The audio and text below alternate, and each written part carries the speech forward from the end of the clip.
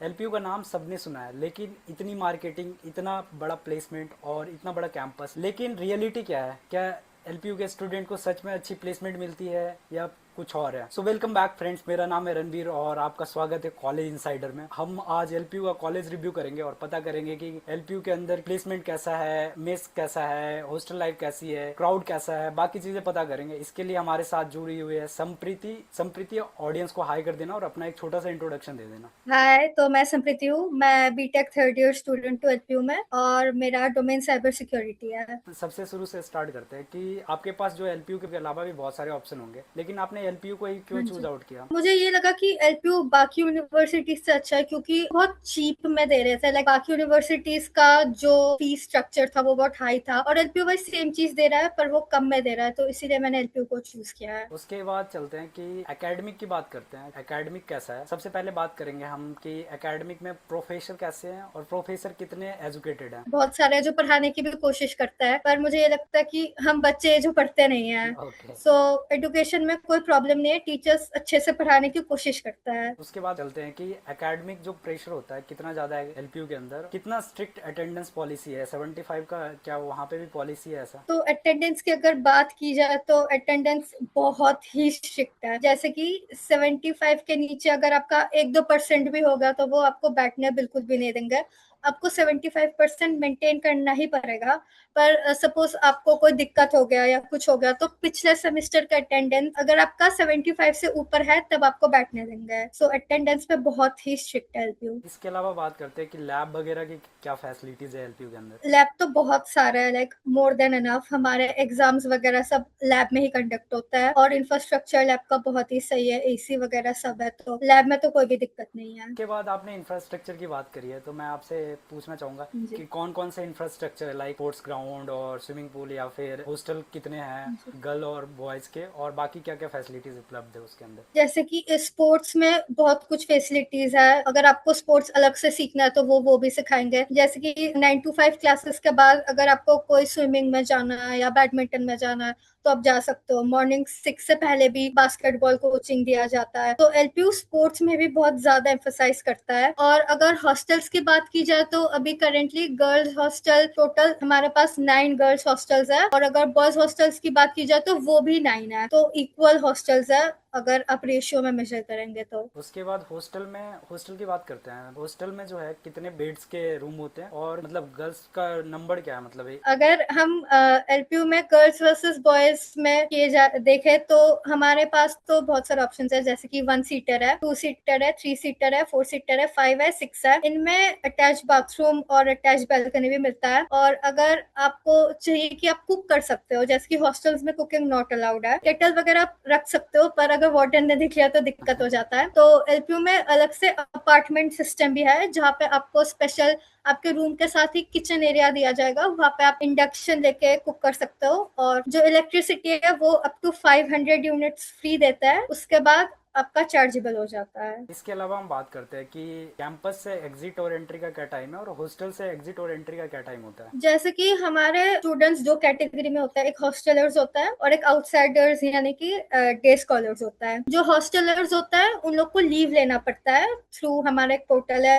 UMS university management system, तो वो online में आपको लीव अप्रूव कराना पड़ेगा। कभी भी आप लीव ले सकते हो, जैसे कि डे लीव होता है, नाइट लीव होता है और एक होता है डे एक्सटेंडेड लीव जो आप 9:45 to 10 के बीच तक ले सकते हो, 10:45 PM तक। गर्ल्स और बॉयज के लिए सेम लीव है बाहर जाने के लिए। अगर हम इनसाइड की बात करें तो गर्ल्स को विद इन विंटर्स में 7 PM तक एंट्री लेना पड़ता है और अगर समर है तो 8 PM, पर उसके बाद भी गर्ल्स कैंपस में रोम कर सकते हैं। एक है इन कैंपस लीव जो पिछले साल इंट्रोड्यूस किया है एलपीयू ने, वो बस आप कैंपस में घूम सकते हो पर वो आपके पेरेंट को जाएगा कि आपके बच्चे ने इन कैंपस लीव लिया है। पर बॉयज के लिए ऐसा कोई नहीं है, कुछ नहीं है, बॉयज कभी भी अंदर बाहर कर सकता है। और अगर डे स्कॉलर्स की बात किया जाए तो डे स्कॉलर्स सुबह 8 बजे से शाम के 7 बजे तक ही रह सकता है, उसके बाद डे स्कॉलर्स अलाउड नहीं है। इसके बाद हम चलते हैं प्लेसमेंट की तरफ कि प्लेसमेंट का क्या सीन है। सबसे पहले मैं बात करूंगा मीडियन प्लेसमेंट कितनी है और कितने परसेंटेज ऑफ प्लेसमेंट लगती है एलपीयू के अंदर। मीडियन पैकेज की बात की जाए तो वो 12.5 लाख तक जाता है, टॉप 10% स्टूडेंट्स के लिए। कुछ ही बच्चों को more than 12 lakh per annum लगता है, क्योंकि मुझे लगता है एलपीयू सब करता है बच्चों को प्लेस कराने के लिए, अच्छी पढ़ाई, अच्छा इंफ्रास्ट्रक्चर। जैसे कि हर दिन में मिनिमम 6-7 कंपनी आती है, वो आपकी गलती है कि आपकी सीजीपीए कम है या आपका परसेंटेज कम है या आपका 11th-12th में कम है। एलपीयू आपको प्लेट में स्पून में खाना दे रहा है, आपको बस उठा के खाना है। अगर बच्चे वो उठा के नहीं खा सकते तो वो बच्चे की गलती है। मतलब एलपीयू जी जान लगा के कोशिश करता है कि एक बच्चे को अच्छा प्लेसमेंट मिल जाए। अगर कोई बच्चा अच्छे से प्लेस नहीं हो पाता है तो एलपीयू उनके पीछे ही लगा रहता है कि अब पढ़ाई करो, अब पढ़ाई करो। तो एलपीयू की तरफ से प्लेसमेंट का कोई इशू नहीं है, आपको ग्राइंड करना पड़ेगा, आपको पढ़ना पड़ेगा ताकि आप प्लेसमेंट ले सको एलपीयू से। इसके अलावा बात करते हैं कि कौन कौन सी कंपनियां आती है और कौन कौन से मास रिक्रूटर वगैरह आते हैं। जैसे कि आज ही हमारा टीसीएस का प्री प्लेसमेंट टॉक था। हर साल टीसीएस का एग्जाम होता है और टीसीएस मास रिक्रूट करता है। जैसे कि टीसीएस का इस बार है कि ग्रेटर देन 60% और अप टू 1 रीअपियर भी वो कंसिडर कर रहा है। सो टीसीएस आता है, एक्सेंचर आता है, कैपजेमिनी आता है। मेन जो एमएनसीज है वो एलपीयू से रिक्रूट करता है। अदरवाइज गूगल भी आता है, एयरबस भी कुछ दिन पहले आया। सो कंपनीज आती है एलपीयू में। इसके बाद बात करते हैं इंटर्नशिप की क्या क्या अपॉर्चुनिटीज मिलती है और कब प्रोवाइड की जाती है बच्चों को, और कॉलेज की तरफ से कितना सपोर्ट सिस्टम होता है। सो अगर मैं इंटर्नशिप की बात करूँ तो आप जब 3rd ईयर में 2nd सेमेस्टर में आते हो तो उसके बाद से आपके प्लेसमेंट पोर्टल में जो है वहाँ पे इंटर्नशिप्स अपडेट होती रहती है और वो इंटर्नशिप्स बेसिकली आपको 25,000 30,000 पर मंथ देता है। और वो लेटर जब आपका कोर्स कंप्लीट होता है वो हो जाता है प्री प्लेसमेंट ऑफर, मतलब आपका वो फुल टाइम जॉब हो जाता है। वो डिपेंड करता है 8 लाख, 6 लाख, 12 लाख। तो इंटर्नशिप्स आती रहती है, हर 1-2 दिन में 2-3 कंपनी का इंटर्नशिप आता रहता है और वो चलता है 4th ईयर तक। सो इसके बाद बात करते हैं कि कनेक्टिविटी का कैसा है, और कॉलेज जो है मेन सिटीज में है या फिर बाहर में है, राइट, जलंधर में लोकेटेड है। हाँ जी, वो जलंधर में भी लोकेटेड नहीं है, फगवाड़ा में भी लोकेटेड नहीं है। ओके। वो दोनों के बीच में लोकेटेड है एकदम। तो अगर आपको कहीं जाना हो तो साइड में शॉप्स वगैरह है, पर लाइक अगर आपको कुछ खरीदना हो इम्पोर्टेंट मार्केट प्लेस तो आपको जलंधर में जाना पड़ेगा। बाकी ब्लिंकिट, जोमेटो, स्विगी वगैरह आता है। सो ये थोड़ा दिक्कत है। ट्रांसपोर्टेशन ऑटो मिलेगा पर वो एकदम मेन जीटी रोड में सिचुएटेड है, तो आपको ओला उबर में थोड़ा दिक्कत आ सकता है अगर आपको जाना हो तो। ब्लिंकिट वगैरह रात में 10 बजे 11 बजे हमेशा अलाउड होता है। हाँ, ब्लिंकिट अगर आप हॉस्टल में हो तो आप जाके ले सकते हो मेन गेट से ब्लिंकिट अगर आपको लेना हो तो, पर उनको दिखाना पड़ेगा आप क्या ले रहे हो। जैसे कि हमारे जो कैंपस है वहाँ पे नॉनवेज अलाउड नहीं है। अगर आपको नॉनवेज खाना हो तो बस 2 फूड कोर्ट से आप वहाँ पे जाके खा सकते हो, पर आप लेके नहीं आ सकते। आप बाहर से भी नॉनवेज नहीं ला सकते हो। तो बस वो सिंपल चीज चेक करेंगे कि आप नॉनवेज ला रहे हो या आप कोई नारकोटिक्स या ड्रिंक्स ला रहे हो। तो अगर उनमें से कुछ भी नहीं है तो आप अंदर ला सकते हो ब्लिंकिट वगैरह। तो आप नारकोटिक और ड्रिंक की बात कर रहे थे, अगर नारकोटिक हाँ जी। और ड्रिंक की क्या पॉलिसीज है कॉलेज के अंदर, और कैसा माहौल है इस चीज़ को लेके, और अगर कोई पकड़ा जाता है तो उसके खिलाफ क्या एक्शन लिया जाता है कॉलेज की अथॉरिटी की तरफ से। एलपीयू इस बारे में बहुत स्ट्रिक्ट है। नारकोटिक्स जैसे कि सिगरेट्स वगैरह कुछ भी अलाउड नहीं है, कुछ भी नहीं। जैसे कि अगर आप बाहर से भी स्मोक करके आ रहे हो, अगर गार्ड ने स्मोकिंग पकड़ लिया आपके शरीर से तो आपको यूएमसी लग सकता है। जैसे कि जो स्कॉलरशिप मिलता है हमें वो पूरा कैंसिल हो जाएगा। और अगर आप ऐसे 1-2 बार करोगे तो आपको निकाल दिया जाएगा, आपको एक्सपेल कर देंगे कैंपस से। सो ये बहुत ही स्ट्रिक्ट पॉलिसी है। तो आप स्कॉलरशिप की बात कर रहे थे, तो स्कॉलरशिप का क्या क्राइटेरिया होता है कॉलेज के अंदर। तो स्कॉलरशिप बेसिकली आप जेई के बेसिस पे, अगर आपका अच्छा स्कोर है तो वो जेई के बेसिस में देता है, वरना हमारा एक टेस्ट होता है एलपीयू एनईएसटी करके, उसके बेसिस में कैटेगरीज होता है। अगर आपने अच्छा किया तो आपको 40% 50% स्कॉलरशिप मिलेगा, अगर मीडियम किया तो 23-26% ऐसा बेसिस पे स्कॉलरशिप है। तो बेसिकली सभी को स्कॉलरशिप मिल जाता है, ऐसा नहीं कि किसी ने टेस्ट दिया और उसको स्कॉलरशिप नहीं मिला। तो स्कॉलरशिप से लेके चलते हैं फीस की तरफ कि फीस का स्ट्रक्चर क्या है कॉलेज के अंदर। सबसे पहले बात करेंगे हॉस्टल फीस, उसके बाद बात करेंगे ट्यूशन फी कितनी होती है, और फिर इसके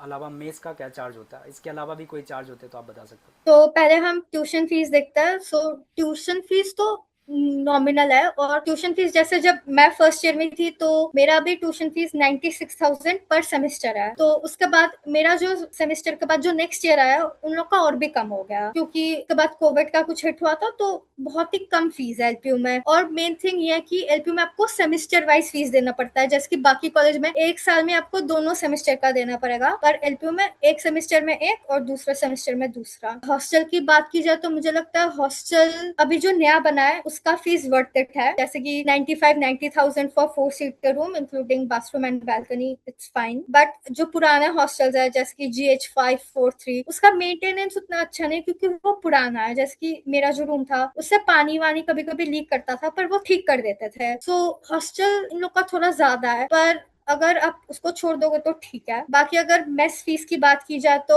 अभी करेंटली अगर आप 3 टाइम का मील लोगे तो मुझे जितना पता है वो 48,000 एक साल का है। तो इट्स ऑलमोस्ट ठीक ही है, रफ अराउंड, बट नॉमिनल लगता है। पर अगर आप खाना देखोगे तो वो उतना अच्छा है नहीं, बस कभी कभी अच्छा खाना मिलता है, जैसे कि ईद, दिवाली, होली में स्पेशल खाना मिल गया, वरना नॉर्मल जो बेसिक दूसरे मेस में, नॉर्मल दूसरे कॉलेजेस में मिलता है वैसा ही है खाना। मैं बोलूंगी नॉर्मल है, उतना अच्छा नहीं है एलपीयू में। कि आप खाने का कोई शेड्यूल बता सकते हो कि वीक में क्या क्या रहते हैं? वीक में नॉर्मल, जैसे कि सुबह पूरी छोले हो गए, अभी नया इंट्रोड्यूस हुआ है ब्रेड बटर, कॉर्नफ्लेक्स, फिर प्राउ, दूध, चाय वगैरह, कॉफी वगैरह रहता है। समर्स में कोल्ड कॉफी देता है ये लोग। लंच में कभी स्पेशल बनता नहीं है, क्योंकि लंच में बेसिकली लोग कॉलेज में रहता है। सो लंच नॉर्मल दाल चावल, एक सूखी सब्जी, एक नॉर्मल सब्जी, पापड़ वगैरह रहता है। संडेज में हर दिन वो बनता है, छोला भटूरा बनता है और वेज बिरयानी बनता है। रात में स्पेशली नूडल्स बनता है, मंचूरियन बनता है, कभी कभी जलेबी वगैरह। हर दिन रात में हमारा डेजर्ट तो रहता ही है। इसके बाद बात करते हैं संप्रीति, आप पीजी में रहते हो, क्या रीजन थे जो आप हॉस्टल खाली करके या फिर हॉस्टल छोड़ के आप पीजी में शिफ्ट हो गए, और बच्चे क्यों शिफ्ट करते हैं पीजी की तरफ? सो मेनली जो रीजन है वो नॉनवेज का ही है आई गेस, क्योंकि हॉस्टल्स में जैसे आपको पता है नॉनवेज अलाउड नहीं है, और हॉस्टल से आपको लाइक दूर जाके खाना पड़ेगा। सो रात में इतना दूर, बारिश हो रहा है तो ऑफकोर्स बच्चा जा नहीं पाएगा। प्लस आपको बस इंडक्शन ही आप यूज कर सकते हो, सो इलेक्ट्रिसिटी का बिल आएगा, खुद खाना नहीं बना सकते हो, और फ्रिज वगैरह आपको मिलेगा नहीं, फ्रिज, टीवी वगैरह। तो इसीलिए बेसिकली बच्चे बाहर आता है, और बाहर आपको खाने के ज्यादा ऑप्शन मिलेंगे, नॉन वेज, वेज, इसीलिए प्रेफर बाहर ही करते हैं बच्चे। सो फर्स्ट और सेकेंड ईयर वालों को कंपलसरी रहता है हॉस्टल लेना या फिर ऐसा नहीं है? ऐसा कुछ नहीं है, मेरे बहुत सारे दोस्त हैं जो फर्स्ट ईयर से बाहर रह रहा है। तो इट डिपेंड्स अपॉन यू कि तुम्हें बाहर रहना है, अंदर रहना है। वो फोर्स ऐसा नहीं कि वो फोर्स करेंगे कि तुमको अंदर ही रहना है, अंदर ही रहना है। डिपेंड्स अपॉन यू कि तुम कहाँ रहना चाहते हो। सो इसके बाद बात करते हैं कि क्लास की स्ट्रेंथ कैसी होती है, मतलब गर्ल्स इज टू बॉयज़ का रेशियो क्या होता है, और एक क्लास में कितने बच्चे होते हैं, और ऐसे कितने डिविजन्स बने होते हैं? जैसे कि हमारा सेक्शन होता है, जैसे कि A, A, A, B, A, C, A, D ऐसे टाइप जाता है। हर एक सेक्शन में अराउंड 60-66 बच्चे रहता है। उसमें से बस 8, 9, 10 ही लड़कियां रहती है, बाकी आप सारे लड़के रहते हैं। सो रेशियो बीटेक CSC में तो कम ही है, पर अगर आप लैंग्वेज ग्रुप में देखेंगे, फैशन में देखेंगे, तो लड़कियों का रेशियो ज्यादा है एज कम्पेरिजन टू लड़के। तो अगर बीटेक की बात करें तो कौन कौन सी ब्रांचेज एग्जिस्ट करती है, क्या सिर्फ सीएससी एग्जिस्ट करता है या फिर कोई और ब्रांचेज भी है? टेक्नोलॉजी में तो बीटेक CSC, फिर अगर आप इलेक्ट्रॉनिक्स, इलेक्ट्रिकल होता है। उसके बाद अगर बाकी हम इंजीनियरिंग ब्रांचेस में देखेंगे तो सिविल एग्जिस्ट करता है हमारे में, बायो साइंस, फिर अदर बायोलॉजिकल इंजीनियरिंग भी एग्जिस्ट करता है। तो इसके बाद एक चीज़ और मुझे पूछना था कि जो कॉलेज है, कॉलेज से अगर किसी बच्चे को, मतलब दूर से आ रहे बच्चे, तो वहाँ पे कैसे रीच आउट किया जा सकता जैसे कि मैं खुद वेस्ट बंगाल से हूँ, तो आप समझ सकते हो कि मेरा घर कितना ही दूर है पंजाब से। सो बेसिकली आप दिल्ली तक ट्रेन या फ्लाइट अवेल कर सकते हो, फिर आप दिल्ली से बस से आ सकते हो, या आप दिल्ली से ट्रेन से आ सकते हो। अगर आप बस या ट्रेन से आओगे तो आपको, आपके पास दो ऑप्शन रहेंगे, या तो आप फगवाड़ा में उतर सकते हो या तो आप जलंधर में उतर सकते हो। सो ट्रेन तो चलती रहती है, तो ट्रांसपोर्टेशन की उतनी दिक्कत है नहीं अगर आप एलपी आना चाहते हो तो। जैसे कि नॉर्थ ईस्ट से भी बहुत सारे बच्चे आते हैं हमारे यहाँ पे, सो ट्रांसपोर्टेशन फैसिलिटी अच्छी है। है? इंजीनियरिंग की बात करें, इंजीनियरिंग में स्टेट वाइज क्या डिवीजन है, मतलब कहाँ कहाँ से बच्चे होते हैं? जैसे कि अगर सबसे ज्यादा क्वांटिटी है तो मैं बोलूंगी वो आंध्र प्रदेश से है। साउथ के बहुत सारे बच्चे हैं, बिहार, यूपी, हर जगह से बच्चे हैं, north east, all over India से बच्चे हैं। बट सेंट्रल इंडिया जैसे कि मध्य प्रदेश वगैरह से, छत्तीसगढ़, वहां से बहुत कम बच्चे ही आते हैं यहाँ पे। इसके बाद अगला सवाल करते हैं कि लाइब्रेरी का ओपनिंग और क्लोजिंग टाइम क्या होता है? सो बेसिकली लाइब्रेरी सुबह 8 बजे, 7 बजे तक खुल जाता है, 7 या 8 बजे, और वो खुला रहता है रात के 12 बजे तक। उसके बाद कोई लाइब्रेरी खुला नहीं रहता है, और लड़का या लड़कियों कोई भी किसी भी टाइम आ सकता है, ऐसा नहीं, कोई रिस्ट्रिक्शन नहीं। तो इसके बाद बात करते हैं अगला सवाल कि रैगिंग का क्या सीन है एलपीयू के अंदर, क्या सीनियर जूनियर की रैगिंग लेते हैं या फिर बढ़िया सिस्टम है? बिल्कुल बढ़िया सिस्टम है एकदम। सीनियर अपने जूनियर्स को या तो भाई बहन मानता है एकदम प्रॉपर की प्लेसमेंट में कोई दिक्कत आता है तो बता देता है। मतलब मुझे इतना अच्छा लगा यहाँ पे आके कि रैगिंग का 1% भी सीन नहीं है। मैं आके सोची थी कि क्या पता क्या होगा, इंट्रोडक्शन जैसे हम फिल्मों में नहीं देखते कि चल ओके। इंट्रोडक्शन दे, तो वैसा कुछ नहीं है। सीनियर्स खुद से आता है कि अगर कोई हेल्प चाहिए तो हमें बताना, अगर पढ़ाई में कुछ समझ नहीं आ रहा तो बताना। हम लोग भी अपने जूनियर्स को ऐसे ही ट्रीट करता है कि अगर कोई दिक्कत हो तो बताना। सो रैगिंग का तो 1% भी चांस नहीं है एलपीयू में। बिना दिक्कत के एकदम फ्री माइंड में एलपीयू में कोई रैगिंग नहीं करेगा। इसके बाद बात करते हैं कि तीन कौन सी चीज़ जो है आपको कॉलेज के बारे में पसंद है और तीन ऐसी कौन सी चीज़ें हैं जो आपको कॉलेज के बारे में अच्छी नहीं लगती? पहली बात जो मैंने बोली कि रैगिंग तो बिल्कुल भी नहीं है, एकदम सेफ एनवायरनमेंट है। सेकंड मेरा ये है कि जो रेस्ट्रिक्शन है कि कोई स्मोक या ड्रिंक नहीं कर सकता है, तो वो एक सेफ सिचुएशन क्रिएट करता है लड़कियों के लिए कि लड़के स्मोक नहीं करता है। और थर्ड की टीचर्स और हमारे जो फैकल्टीज है वो प्लेसमेंट के लिए बहुत ज्यादा ही ट्राई करता है। ये तीन चीजें मुझे बहुत अच्छी लगती है एलपीयू के बारे में। और अगर बात की जाए तो क्या क्या पसंद नहीं है, तो पहला बात यह है कि hostel hostel is not worth the price. नए हॉस्टल्स हालांकि बहुत ही अच्छा है जो न्यूली कंस्ट्रक्टेड है, 8-9 स्प्लिट एसी वगैरह, न्यू मेस सब है। पर अगर आप अनलकी हो और आपको पुराना हॉस्टल मिल जाए तो आपको दिक्कत होगा। सेकेंड ये है कि नॉन वेज अलाउड नहीं है मेस में। मुझे ये लगता है कि हम होटल्स में भी तो खाते हैं राइट, वहां पे भी तो नॉन वेज रहता है, वेज रहता है, वहां पे भी वेज इंसान रहता है। अगर हम अपने बच्चों को ऐसे शेप करेंगे कि वो दूसरे को नॉनवेज या वेज को लेकर ताना ना मारे, तो मुझे ये लगता है कि मेस में ही नॉनवेज का एक अलग से सेक्शन बनाया दिया जाए। अगर आपके दोस्त को दिक्कत है तो आप मत खाइए, ये मेरे को अच्छा नहीं लगता है कि नॉनवेज नहीं है। और तीसरी बात ये है कि नॉनवेज बहुत दूर बनाया है इन लोगों ने, कैंपस के अंदर पास में ही बनाते तो ठीक है, कैंपस के एक मेन गेट के फार एंड में और एक दूसरा एंड में है। वो आने जाने में बहुत ही दिक्कत होता है। ये तीन चीजें बिल्कुल अच्छा नहीं लगता मुझे। इसके बाद बात करते हैं कि किन बच्चों को ये कॉलेज लेना चाहिए एलपीयू और किन बच्चों को ये थोड़ा अवॉइड करना चाहिए? बेसिकली एलपीयू उन लोगों के लिए है जो मीडियोकर है, मेरी तरह पढ़ाई में नॉर्मल है, तो उन लोग के लिए एलपीयू अच्छा है। अगर वो ग्राइंड करना चाहता है तो वो अच्छा करेंगे। कि लोग को अवॉइड करना चाहिए, मैं ये बोलूंगी कि अगर आप डाइवर्सिटी में अगर आप घुल मिल नहीं पाओगे बच्चों के साथ, कि आप शाई हो, इंट्रोवर्ट हो, आप ज्यादा लोगों से बात नहीं करते हो, तो LPU is not for you. क्योंकि बाहर से साउथ अफ्रीकन आता है, इधर से लोग उधर से लोग, हर जगह से इंसान आता है, तो आपको सबके साथ बात करना आना चाहिए। अगर आप बात नहीं कर सकते तो आप एलपीयू में सर्वाइव नहीं कर पाओगे अच्छे से। लगभग मेरे सारे सवाल खत्म हो चुके हैं गाइज और इसके साथ ही हम वीडियो को क्लोज करते हैं। This is Ranbir with Sampreeti signing Sampreeti. Okay bye.